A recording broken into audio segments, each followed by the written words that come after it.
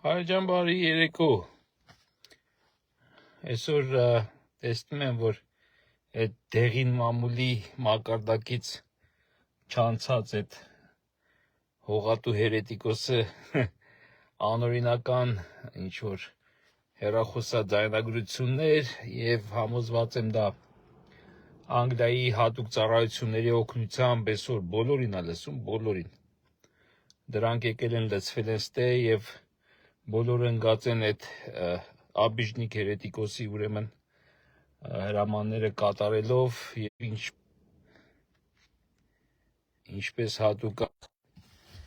ինչպես հատուկ է դեղին մամուլի ուրեմն լրագրողին նա բացի զրպարտանք ինչ-որ կոմպրոմատ կամ և այլն շանտաժ այդ ամեն ինչը իրան հատուկ է, բայց ինչն է ուրեմն ինչի մասին է ուզում խոսել։ Որոշ այսպես կոչված եկեղեցականներ սկսել են բողոքել, որ իրենց ինչ տեղն են ուղարկում, ինչ տեղը այդտեղ ձայնագրության մեջ կա, կամ ինչ-որ քահանաներ են ուրեմն կամ ինչ-որ կտրտվում է, այս շուտով ես էլ չենք ունենա, կամ ինչ-որ քահանաներ են ըմբոստանում ու ասենք չեն ուզում էս անեն, չեն ուզում են անեն, կամ ուզում են ստեղ ծառայեն, կամ ուզում են ընդեղ ծառայեն։ Տեսեք, ես միշտ այսպես եմ հասկացել, միգուցե սխալվում եմ, բայց ես երիտասարդ չեմ էլի, արդեն 50-անց մարդ եմ, արդեն 60-ի մոտ մարդ եմ, և ամբողջ կյանքում այսպես է եղել, եթե դու գնում ես ճեմարան և ուզում ես անցնես եկեղեցական ծառայության, ինչ է կոչվում ծառայություն։ Դա Աստծո բանակի ոնց որ զորակոչվելն է և ինչ-որտեղ նաև բանակից ավելի խիստ։ Հիմա պատկերացրեք, որ մեր զինվորները, զինվորականները ծառայության ժամանակ սկսեն բողոքել, որ ինձ ուղարկում ես այստեղ կամ ոչ միայն մեր աշխարհում։ Զինվորականը ասում է ինձ մի ուղարկի ստեղ, չեմ ուզում ստեղ ծառայեմ, ուզում եմ ընդեղ ծառայեմ և այլն ինքը որոշի։ Երբ որ նա գնում է այդ ծառայության, խոսքը չի գնում ուրեմն հարկադիր ծառայության մասին, այլ խոսքը գնում է հենց սպայական կազմի մասին, որ դու գնում ես որոշում ես, որ ես ուզում եմ լինել զինվորական, կամ խոսքը գնում է ուրեմն պայմանագրային ծառայության մասին, որ ես ուզում եմ գնամ դառնամ պայմանագրային ծառայող։ Եվ դու գիտակցում ես, որ որպես զինվոր քեզ որտեղ ուղարկեն, որտեղ քո կարիքը կա, այնտեղ էլ գնալու ես։ Եվ որ գոյություն ունի գլխավոր հրամանատար, որը որ որոշում է, թե դու ուր պետք է գնաս և ինչ պետք է անես։ Նույնը ես հասկացել եմ զինվորադահու եկեղեցական ծառայության մեջ է։ Եվ նույն, այսպես ասած, փոխաբերական իմաստով, բայց բառերը նույն հրամանատարը իրենք ընտրվում է հրամանատարը, Աստծո օրհնանքով օծվում է հրամանատարը, այսինքն միապետը, այսինքն մեր կաթողիկոսը, ամենայն հայոց կաթողիկոսը։ Եվ այո, նա և բարձրաստիճան հոգևորականները կարող են որոշել, թե դու որտեղ պետք է ծառայես։ Իսկ եթե դու ուզում ես ծառայես ընտանիքիդ մոտիկ, չգիտեմ, այս կողմ այն կողմ, ապա սխալ ես ընտրել քո մասնագիտությունը։ Ապա սխալ ես ընտրել ծառայությունը։ Եթե ուզում ես հոգևոր լինես, դա քեզ անպայման չի, որ գնաս դու այդ ծառայության։ Դու կարող ես էլի գնալ պատարակներին մասնակցել որպես կամավոր, շատ մարդ եմ տեսել, որ հոգևորական չեն, բայց բոլոր պատարակներին գնում են, մասնակցում են այդ ամեն ինչին, օգնում են քահանային և այլն։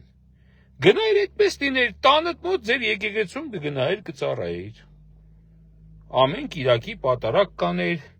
կամ քահանայից կխնդրեիր քարոզի ժամանակ, մարդկանց հետ կխոսեիր եկեղեցի բակում, քո քարոզը կանեիր։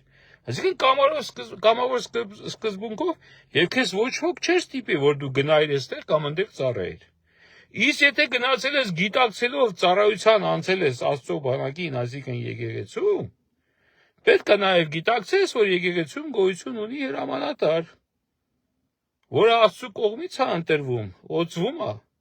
Ընտրում են այո եկեղեցական խորհուրդը և այլն, բայց մեկը դա օծվում է։ Եթե Աստծուն դա հաճո չի, դա չի տեղի ունենա։ Եթե իհարկե դու հավատում ես Աստծուն։ Եթե դա քո համար ուղղակի ձևականություն է, ինչպես ասենք նախագահի կամ վարչապետի ընտրությունը, դա ուրիշ բան։ Բայց եթե դու հավատացյալ մարդ ես, գիտես, որ չի կարա դա լինի, ինչքան էլ ուզում է միջամտեն քաղաքական գործիչները եւ այլն, ես ասում դա պետք չի, ապա դա տեղի չի ունենա։ Եթե դու հավատացել ես, չես կարա դրան չհավատաս։ Հիմա դու գնում ես ընտրում ես քո ծառայությունը, որոշում ես, որ պետքա ծառայես եկեղեցուն, եւ հետո էլ այդ վազում ես, ասում ես հրամանատար ինձ ուղարկում անդեղ, հրամանատարը այս բառից մի նեղվեք, որ ասում հրամանատար։ Հասկանում եք, չէ՞ ինչ նկատի ունեմ։ Այո, եթե դու ընտրել ես այդ ծառայություն, դու պետքա ծառայես, դուրը չի գալի դուրս արի։ Դուրս արի քեզ ոչ ոք չի ստիպի, որ դու գնաս այստեղ կամ այնտեղ ծառայես։ Ինչ է անշակում, ինձ ուղարկում են տնից հեռու ինձ։ Բանցել ես ծառայության։ Բա ոնց այդ միսիոներները, որ վերցնում էին այն ժանտախտի ժամանակ ուղարկում էին Աֆրիկա եւ այլն, մարդիկ գնում էին իրաց ծառայությունը, իմանալով որ կարող են վարակվել, կարող է իրանց այդ աբորիգենները ուտեն եւ այլն։ Բայց գնում էին, չէ՞։ Դա է ծառայությունը ասում։ Ոչ թե որ դու որոշես քո քեֆին, արա դες եկեղեցին, մի քիչ հեռու է, բա անես կոմենկոմ։ Երկու տրանսպորտ պետք է փոխեմ եւ այլն։ Նա դու ծառայության ես անցել, դրա համար ես չեմ գնացել եկեղեցի ծառայության եւ գնում եմ եկեղեցի, որը եկեղեցին ինձ հարմար է։ Իմ աղոթքը անում եմ եկեղեցում, որ ինձ հարմար է։ Գնում եմ պատարակի այն եկեղեցի, որտեղ որ սիրտս ուզում է։ Դրա համար ես եկեղեցու ծառայող չեմ։ Բայց եթե ես ընտրեի, որ եկեղեցուն պետքա ծառայեմ, այո, պետքա գնայի եւ ծառայի այնտեղ, որտեղ ինձ կուղարկեին։ Դրա համար ես չեմ ընտրել, ես նույնիսկ զինվորական ծառայությունը չեմ ընտրել, սիրելով այդ գործը ամեն ինչ, որտեղ ես ուզեցել եմ, ես իմ կամքի տերը լինեմ, ես ուզեցել եմ, ես իմ ազատ տեղաշարժի տերը լինեմ։ Բայց եթե ես անցնում եմ ծառայության, կլինի դա պետական ծառայություն։ Հիմա ոնց որ գնաս պետական ծառայության, այս ոշխարները որ գնում են, իրանց որ ասում են գնայսի ոնց որ ասի չեմ ուզում,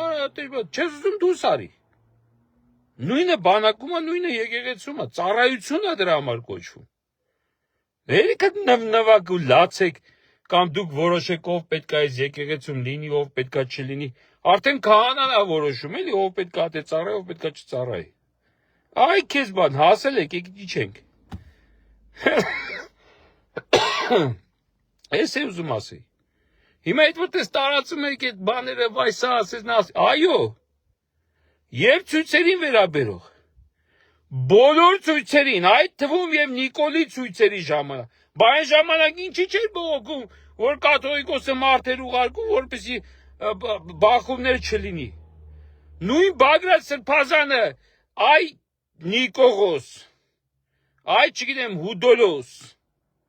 այ հերետիկոս,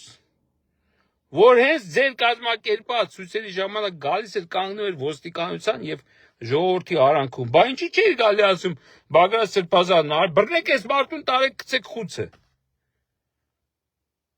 Կաթողիկոսի հրամանով է եկել կամ այս հրամանով է եկել ստեղ։ Ձեր ցույցերի ժամանակ որ գալիս էին նույն եկեղեցականները մասնակցում էին, ինչի՞ չէի իրանց ասում որ բան Օսիպյան բռնի սրան տար։ Այո, կարա եւ կաթողիկոսը ես չգիտեմ եղել է այդպես բան թե չէ, բայց կարող է ասի որ անպայման գնացեք մասնակցեք, որտեվ ժողովուրդը ոստիկանությունն է, բախումներ չլինեն եւ այլն։ Մնացածը հեքիաթներ են։ Դա էլ է ծառայություն։ Բա իր հոտն է, իր ժողովուրդն է, բայց չմտածի այդ մարդկանց ուղարկի այնտեղ, որպեսզի բախումների դեպքում եւ շատ է եղել բախումների դեպքում, թող ցույցերին իսկական մասնակիցները ոչ թե այն Հուդայի նման, որ ոչ մի անգամ ոչ մեկ չի տեսել ցույցի ժամանակ։ Խաբելա գնացելա Լևի, ասելա գնացել եմ ցույցի, այն էլ զաստավիտով։ Երևի այդ Լևի գնացել բռնի գլխին սարքել է մի դրա համար հիմա տեն ստիպված սատանային է ծախել օքին։ Մի կոմպրոմատ կունենան, որտեվ ես իրան հանդիպել եմ այն ժամանակ ինքը Նիկոլի դեմա խոսած է, ամեն ինչ դեմա խոսած է։ Այդ ոնց եղավ սեն շրջվեց, ուրեմն մի կոմպրոմատ։ Այս դեղին մամուլը իր վրա էլ մի հեռախոսազանգ, մի վիդեո, մի բան ունի։ Վերջի վերջո կպարզվի։ Հիմա ամբողջ ազգային անվտանգության ծառայությունը դարձել է Նիկոլի ինչ Նիկոլի դարձել դեղին մամուլի բան հավաքող, ինչա կոմպրոմատ ու շանտաժանող մի հատ օրգանիզացիա, ամոթել է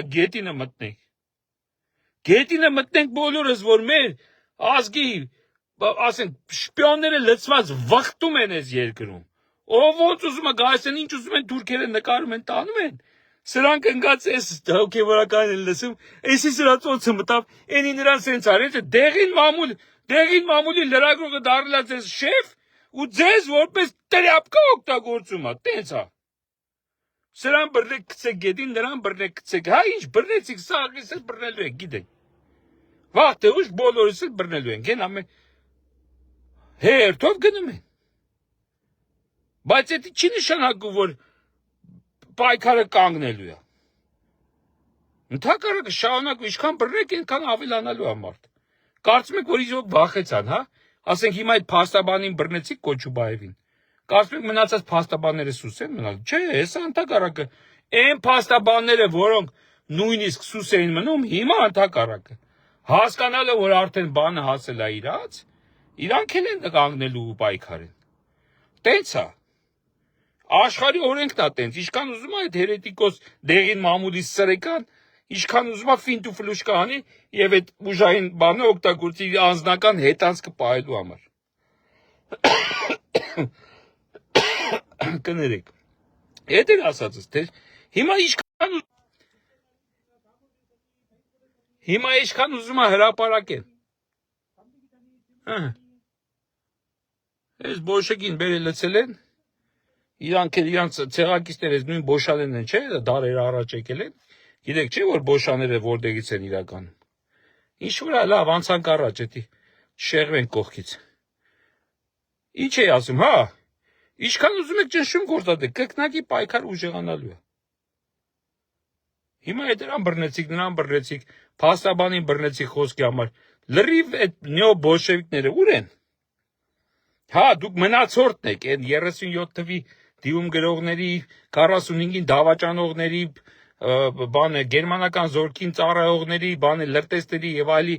թորեն եք, հասկացանք։ Բայց մեկը վեշնի չի, դուք էլ եք պատժվելու։ Եկավ են գերեբի կողքից շեղեց, կարևոր բան է ասում մոռացա։ Լավ ոչինչ, ինչ որ ասելիքս ասեցի, հա, չէ, դուք եք ընտրել այդ ծառայությունը։ Եկեղեցականներ, դուրներ չի գալիս, հանեք ձեր շորերը, հանձնեք դիմումը գրեք, դուրս եկեք գնացեք ազատ, որտեղ ուզում եք գնացեք պատարակի, որտեղ ուզում եք աղոթեք, մարդկանց բոբիկացեք, շրջեք փողոցներով, քարոզեք, եթե դուք այդպես դուք եկել եք Աստծուն ծառայելու եւ ձեզ ասում են, որ դուք պետք է այսպես այնպես դա ձեր չի տալի բոբիկացի, ընկե Աստծուն ծառայող է քեզ բան ասում։ Ինչ անպայման է, որ դու գնաս, ասենք այդ վանքը քո ուզած վանքում քեզ դնեն, որ դու այնտեղ Աստծուն ծառայես։ Գնա Աստծուն, ասենք բանում ինչա։ Անկի ամենախեղճ գյուղը գնա, որտեղ եկեղեցի չկա։ Երկու հատ քարդ իրար վրա այնտեղ սկսի քարոզը տանել։ Ո՞վ է ձերից այդ բռնել։ Դե գնա Աստծուն ծառայի։ Բա ինչ ես եկեղեցու սիստեմի մեջ մտել։ Գնա ինքդ քո եկեղեցին քար, ոնց որ առաջ եկել է։ Դիր, սարքի մեջ էլ ծառայի դու քեզ։